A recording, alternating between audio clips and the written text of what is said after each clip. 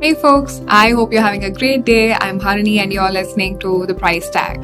Today my guest is John Kotowski. John has been the director and VP of product of a bunch of different companies like Format, Europe Retail, Rubicon Project, etc. He then went on to start his own price consulting and customer research company called Bison Inc., where he helps companies with pricing, packaging, customer research, and PLG implementations. In this episode, we talk about how to go about pricing your PLG product. So grandfathering, increasing your pricing, customer segmentation, willingness to pay, all of that and so much more. I'm super excited. Let's dig in.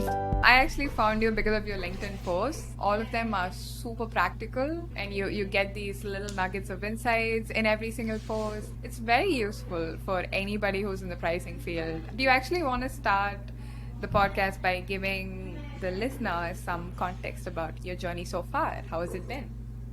Yeah, for sure. So maybe I'll start off at the top. So I'm John Kotowski, founder and CEO of Bison Inc. We're a consulting and software company focused on helping SaaS founders and operators succeed through better product monetization. We work with clients ranging from seed stage all the way to Series B. Our services range from consulting or advisory services, once a week call, all the way to full-blown pricing studies. We also put out a lot of content, as you mentioned. A lot of it is on LinkedIn. We also have I run a Substack newsletter called PLG Monetized. And I've been also working with some folks on a tool called Pricing SaaS, which is, I believe, the world's largest pricing database where we monitor SaaS pricing pages of B2B SaaS companies. And we pull interesting insights and we share those on LinkedIn and through the newsletter. So what has been your journey so far? So what were you doing before Bison Inc.? Sure. So my background is actually in product management. I spent about 20 years in product management, first as an IC, individual contributor, doing product management myself, and then leading product teams for the last 10 years. And one thing that I found common in those roles is that most software companies do not have the skill set to do pricing and monetization very well. So I found it to be a gap in the market. And this is what really prompted me to start Bison Inc. That's amazing. So I saw that you're VP of products in a bunch of different companies, right? Mm-hmm. Did this happen because you were in one of those companies and you had a pricing project and you realized, damn, this is tough? What was the story there? Yeah, so it actually started at a company called Chango, where I worked as head of product, and Chango was in the digital advertising space. So we catered to companies that basically wanted to run digital ads. And what I found fascinating is that nobody owned pricing. In fact, pricing was owned by the salespeople, which is probably like the worst thing that you can do in a company, is that the salespeople own pricing, because they're not incentivized to maximize revenue. They're just trying to close deals as quickly as possible. So they're not in the right position to own pricing. And I started getting involved. I sort of put up my hand and, hey, can I get involved? And I started getting involved in some of the deals. It wasn't a PLG company, it was a sales-driven company. But I just noticed that by getting involved and just injecting myself in pricing and really aligning value that we're delivering to how much customers were willing to pay, I had this huge impact on top line. And then I went to another company called Tulip Retail, and I did the same thing. Sales owned pricing, I got involved, I raised my hand, the CEO was like, all right, John, own this. So every single deal that went through me. It was a lot of work, but it gave me a lot of good exposure to understanding how to price and structure deals to maximize the revenue that we get from those clients. And then my last gig as a full-time employee was at a company called Format.com, which is websites for creative people. So almost Squarespace, but focused on the creative niche. And that was a pure PLG company. So product-led growth company, pure self-serve, no salespeople. And what was really interesting was that the CEO was like, hey, John, not only do you own product as head of product, but you also own revenue. And I'm like, oh, interesting. Okay, now I own revenue. I have revenue targets, and my comp was literally tied to hitting certain targets. And I'm like, okay, how do I do this? So, and then it kind of clicked. I'm like, okay, if I combine the product roadmap, or what we're doing through our product team, with how we align this with pricing and packaging, as well as the whole buyer journey. Because again, in self-serve, it's really not just about the price that you see on the pricing page, but it's like, okay, what are the limits in the freemium or the trial? What are the CTAs? When do we prompt you to upgrade? How do we present the plans, etc.? And so once I combine the product roadmap and all of these best practices that I learned, I got really, really good at hitting those revenue targets, I have to say, both in terms of forecasting.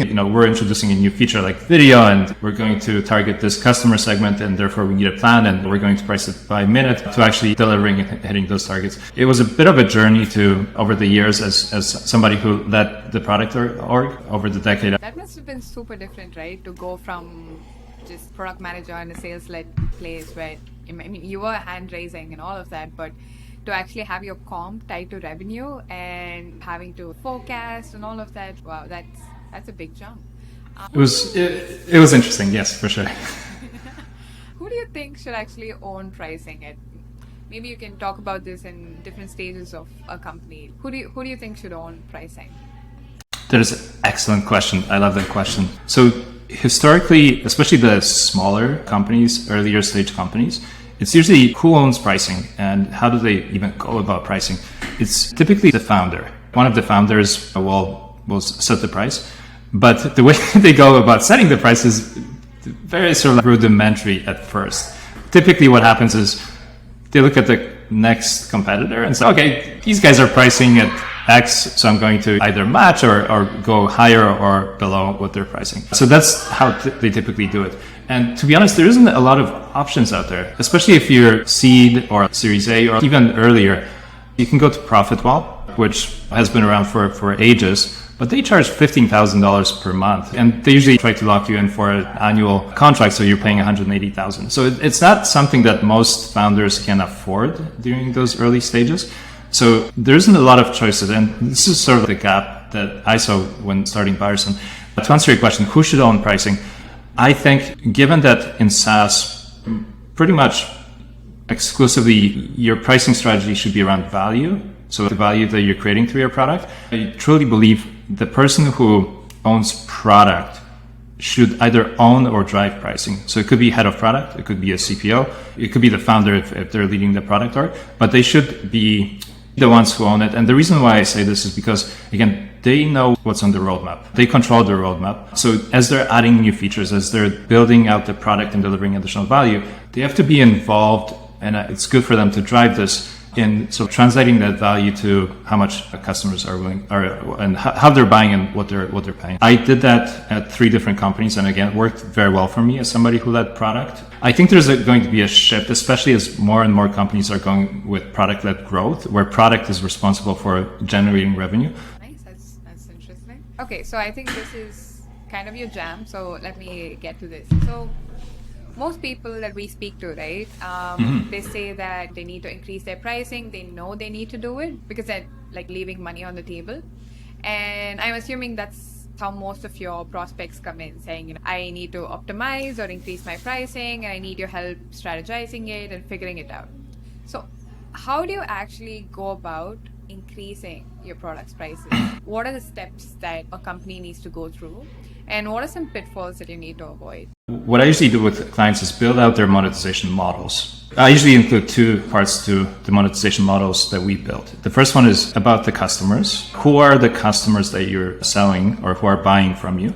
And typically there's some segmentation. So you may have smaller customers, you may have bigger customers, but really the way you segment those customers is based on what are their pain points? So what are the pain points that you're solving for them? And then mapping those pain points to the features or the value that your product is solving for them. And then ultimately you tie it back to your pricing and packaging. The one thing you have to do as part of this exercise is figure out the customer who's receiving little value is paying less than the client that's receiving more. So this is where you have to figure out your pricing metric.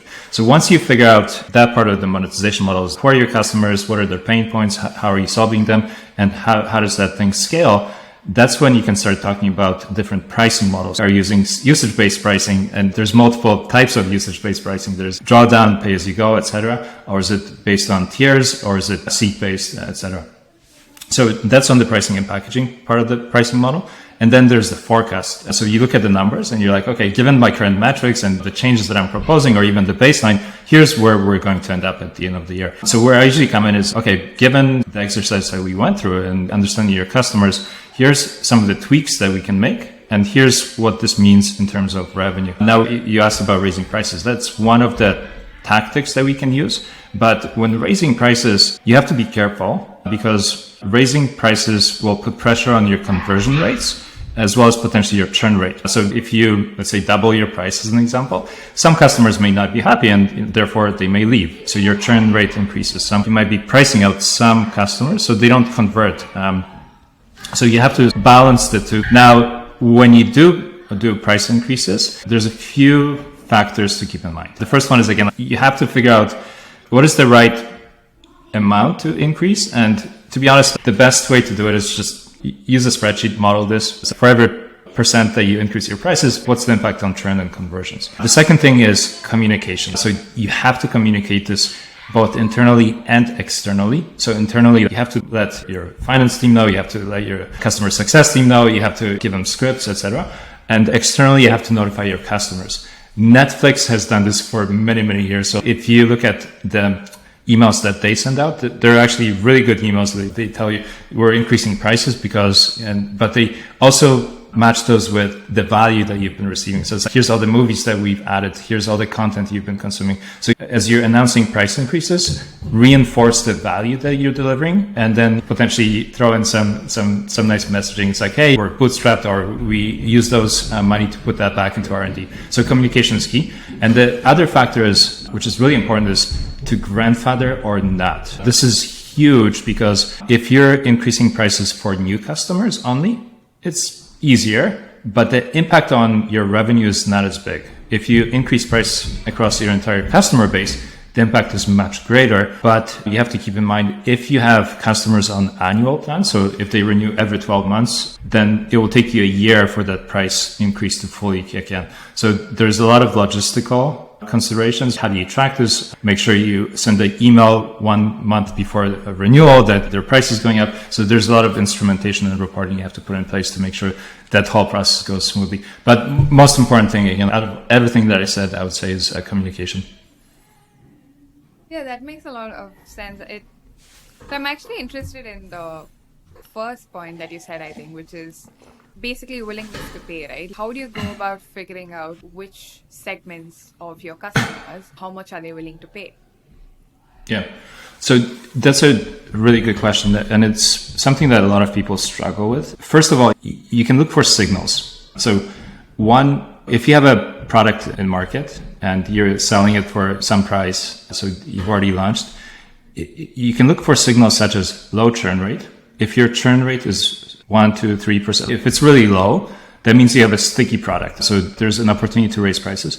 The other signal is if your customers are giving you feedback either through NPS surveys or on the sales calls, oh, this is a really good value, or this is really affordable. That's another clear signal that you're underpricing. So that's sort of like the easiest thing you can do is look for signals where, again, like there's an opportunity to raise prices. Now, if you want to get a little bit more scientific about this, you can run research studies. With research studies, there's a lot of considerations. The principle of running research studies is simple. The execution is hard. Step number one is, who are you surveying? Are you surveying existing customers or non-customers? It's really hard to go to existing customers and ask them about willingness to pay for something that they're already paying, because they're going to lowball naturally because they don't want to pay more. However, you can ask for willingness to pay for things they don't have access to yet. So, for instance, if you have things that are on the roadmap or things that are in higher tier plans that they don't have access to, you can sort of say, hey, I'm creating a new plan. Here's a mix of features that we're adding to the product or moving from the other tier. And what would that be worth to you? So you can certainly ask existing clients willingness to pay questions around things they don't have access to. If you're going to the market or doing market research, then you have to find people who are representative of customers that you're going after. So you have to find you have to create essentially a market panel. Now, in terms of tool set, there's two tools that we use in pricing studies. One is called Van Westendorp, where you ask 4 questions. What would be too expensive? What do you think would be slightly expensive? What would feel cheap and so cheap that you wouldn't buy it because you think the quality is not there? So you ask those 4 questions and you sort of plot them on a graph. The other tool is called Gabor Granger, where it's another survey tool where you present somebody with a price, and if they say yes, I would buy at this price, you bump it up. You can start with $20. Would you pay $20? And if they say yes, you present them with $25. And would you pay? Yes. And then you keep going until they say no. So that's how you can arrive at a price point. Now, for both of these, the most important thing, and this is the trickiest part is setting the right context. This is the most important thing, because when you're asking somebody about their willingness to pay, you have to explain what are they evaluating. So you have to either explain the product or the feature set, or what are you asking them to give you an answer to. So you can use visuals, you can use videos, you can write a description, but that's the most crucial part. It's like, if it's a new product, you may have a couple of sentences describing this product with value. So getting that part right is the most important, because if you don't get that right, your data is all wrong. You have to describe the product or the feature set correctly. And again, you can use a combination of visuals, video, or text, but that's probably the most crucial part, because if somebody thinks they're getting something different than what you're asking them for, your data is out the window. So those are the most critical parts for running those surveys. So that's sort of the more scientific way. But again, like the easier ways to look at data. And there's actually a third way, which is just experimentation. Now, with experimentation, it's easiest to experiment with new customers versus existing customers. So you bump up the price for a month or change pricing and see what does it do to your metrics. So that's another way. The upside is it's the most accurate way of measuring, because again, that's when people are voting with their wallets or their credit cards. The downside is it can create a mess within your billing system where you have some customers paying one price, another customer paying another price. And then if you change the feature set that they're getting, then it gets really complicated, because then you have all these plan permutations. So you just have to have the right infrastructure to deal with that. Yeah, every time you want to design an experiment, you have to go in and actually change code. You need to figure out your infrastructure. That's, I think, one of the reasons why teams hesitate to actually start doing experimentation. Would you agree? Yep. And another question, right? So, you know how in user testing, you can go in and be like, I want, say, a product manager who is in this industry to come in and check my product. And then you have winter. So is my messaging resonating with the target audience? So is there something like that for pricing? I haven't come across anything, to be honest. There are tools like King Survey that will help you run Van Westendorp or some of the pricing research surveys that I mentioned. They make it really easy, but you still have to source your own audience. So yeah. I haven't come across anything that does it for you. Okay, so it's all just manually sourcing people in your target market, yeah? Yeah, it's either you do it yourself internally or you hire a consultant. Yeah. So I want to go back to your, to grandfather or not.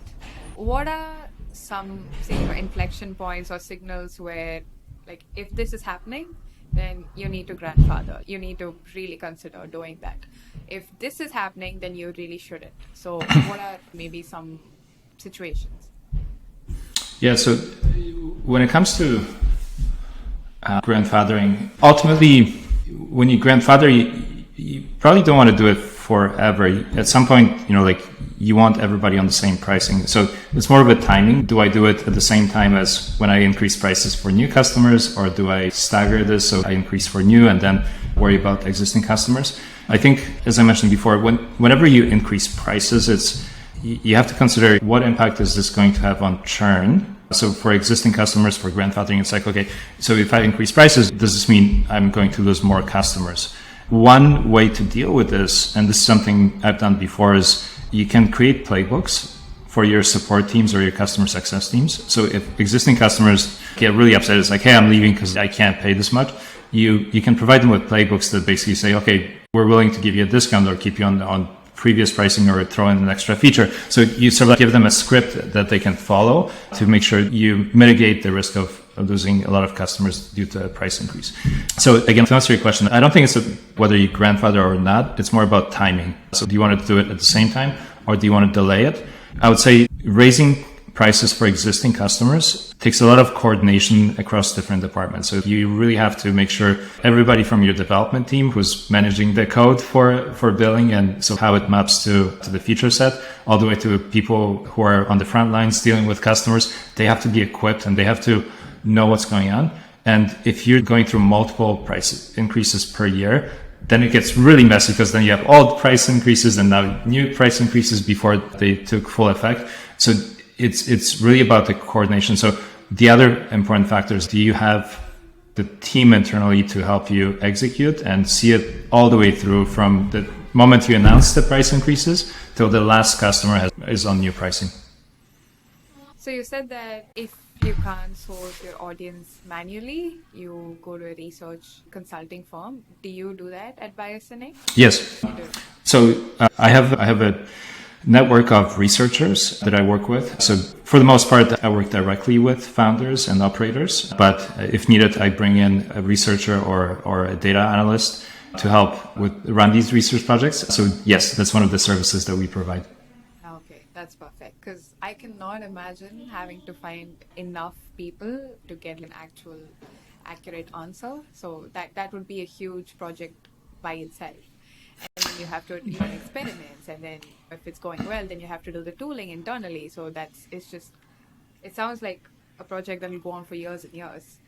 Yeah. Although one thing I would always advise and recommend to clients is to really invest in their own internal research funnel. So, and what I mean by this is once you start getting paying customers and users, it's always good to have what we call a panel or a list of people that you can reach out to for surveys. And there are different ways to maintain this. Simple things could be adding a snippet of text to your marketing newsletter. Hey, if you're interested in joining our research funnel, put in your email address. So once you start collecting those email addresses, it becomes a lot easier when you have to, it's really for any research project, but for pricing, now you have a list of people and then you can reach out to them and say, hey, we're running this research study. Would you be willing to participate? For the most part, we do compensate users and customers. We just find that the response rates go up when you incentivize them. It could be anything from a $5 gift card for Starbucks to a chance to win a couple $100 in a draw, or even getting some extra perks within the product. So additional features or free month or discount on their annual plan. Yeah. I think a lot of companies which have scaled a little bit have usually customer advisory boards. Mm-hmm. And would you recommend reaching out to your customer advisory board for this? Because technically they are your customers and they will maybe lowball you. Yeah, so I think, like advisory boards typically range between 6 to 12 advisors. They're not huge. So your sample size is not that big. So they can be used to validate or like, here's a direction where we're going, maybe help validate or maybe point out some glaring issues with some of the changes that you're thinking about. But I wouldn't necessarily rely on the advisory board to steer your pricing or packaging per se, because again, the sample size is just not big enough. Yeah, that makes sense. Okay, so last question before we go into the lightning round. Okay. So, because of your super extensive database, right? And you're tracking price changes, experiment changes in pricing pages. You're tracking so many different things. I feel you're at this most perfect position to be spotting trends across different industries within B2B SaaS when it comes to just everything pricing. So what kind of trends are you seeing? Yeah, so you're right. So I built Pricing SaaS. So Pricing SaaS is the world's biggest database of pricing. And it came out of my own personal problem. I wanted to work with companies, SaaS companies at a certain stage that have PLG motion. So I tried to find a list of companies that do PLG. So have a public pricing page, they have self-serve. And I found a couple of lists that had 100 or 200. And I'm like, okay, I'm just going to create my own. And as soon as I got into it, I'm like, oh man, there's so many interesting insights that you can pull out of those pricing pages, including experiments, pricing changes, etc. And that became an inspiration to keep going because I'm like, okay, this can actually generate some interesting content as well. So now it's published on pricingsas.com. In terms of changes, I think the most surprising one, and this is something we've done over the last 3 months, is the number of changes, pricing changes, is very small or a lot smaller than I would expect. And what I mean by this is when we initially implemented this feature where we track changes based on, so like taking a screenshot of a pricing page, and we did that at the beginning of this year, so beginning of January. And then we now take screenshots. Now it's on a weekly basis. It's like, okay, has anything changed? Then we categorize these. But what's surprising is that since the beginning of the year, so it's been almost a full quarter now, 2.5 months, only 70 companies out of about 3,000 updated their pricing pages. That's 2.3%. And I find that surprising that, again, more companies don't update their pricing, not just for price increases, but as you're developing your product, as you're investing in R&D, obviously adding features. And if you're not modifying your pricing and packaging, basically you're giving those away for no additional money. So it's like we keep adding value, but it's not reflected in pricing and packaging. So I think that was like the most surprising finding so far, that again, like such a small percentage of companies actually update their pricing and packaging on a regular basis. When you're talking about updating pricing and packaging, do you just mean the monetary value increase or decrease, or just... No, I'm talking about features. I'm talking about the number of plans. I'm talking about the actual pricing amounts. Everything. So we literally look at the pricing pages. Okay, here's the pricing page before, here's after, what changed. And so it's the same thing month after month. So this is, again, something I did at Format. Because I owned revenue at Format, I'm like, okay, every quarter, I'm like, what's the one feature that will help us generate more MRR? And I would literally say, okay, here's when it's coming out, and here's who it's for. Here's the segment, which maps to this plan. And here's how we're going to price it. It could be based on number of minutes for a video, or it could be just a toggle or like on-off feature that's included in a certain plan. But again, I align those two, and I'm not seeing this across most SaaS companies right now. And that's sort of the most surprising finding. Wow, okay. I definitely expected a much higher percentage. Okay. Well, what other trend are you seeing? So the other one, the sample size is relatively small, but I'm starting to see more and more companies going reverse PLG, where they're removing freemium plans, or in some cases, they're removing prices and replacing those with contact us or schedule a call CTAs. So instead of having PLG motion where somebody can sign up and try it by themselves, they're forcing people who are coming to their pricing pages to get in touch with their salespeople. So the sample size is relatively small. I think I came across this in about 6 companies so far this year, but it'll be interesting to see if that's an emerging pattern. For sure. Okay. So do you want to get started with the lightning round? Yeah, let's go. Let's go for it. All right. So if you had all the money in the world, okay, and you couldn't continue doing pricing or whatever it is that you're doing now, what would you do for the rest of your life? Oh, I think I'd like to invest in software for kids and kids development. I have 3 kids, and I can hear them. yeah, and as parents, we live in this weird era where most of our focus is how do we keep them off of devices, and how do we arrange all these activities. And it's interesting because there's a lot of sports and music, etc., but coordinating these camps and streams, like I'll give you an example. Both of my sons play hockey, but that leaves very little room for anything else. They can't go skiing or they can't do music.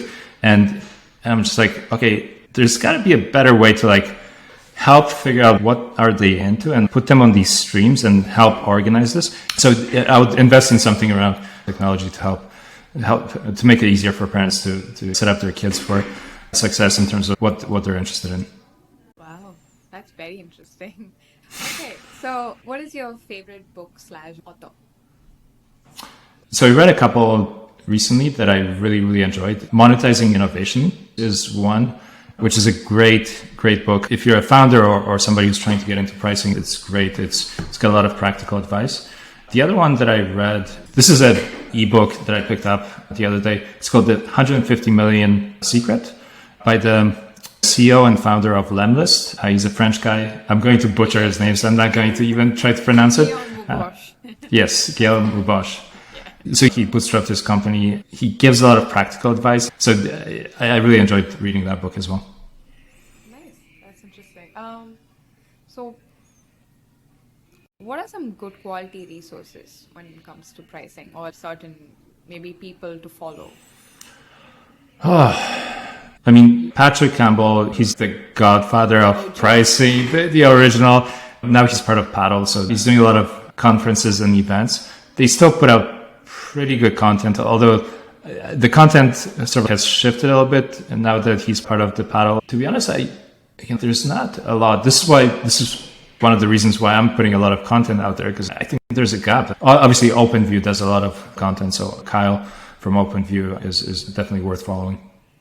100%. Yeah, especially his, state of usage-based pricing, all of those reports that come out, they're so well researched, and there's so many data points and insights and how to go about executing things. So for sure, Kyle, for sure. Okay, that's about it. Thank you so much for coming in. I personally learned a lot, and I hope the listeners did as well. Thank you so much for having me. The easiest way is LinkedIn. I'm pretty active on LinkedIn. I'm pretty much on LinkedIn every single day. So John Kotowski. For the tracker and the pricing database, it's pricingsas.com. And if you go there, you can access the newsletter, which is called PLG Monetized. So those are sort of 3 touch points. Got it. Thank you so much. Awesome. Thank you so much. Thank you so much for listening. I hope it was as interesting for you as it was for me. In the next episode, I will be talking to Ajit Goman, who led pricing at Twilio and Narvar, about pricing, optimization, and implementation. See you there.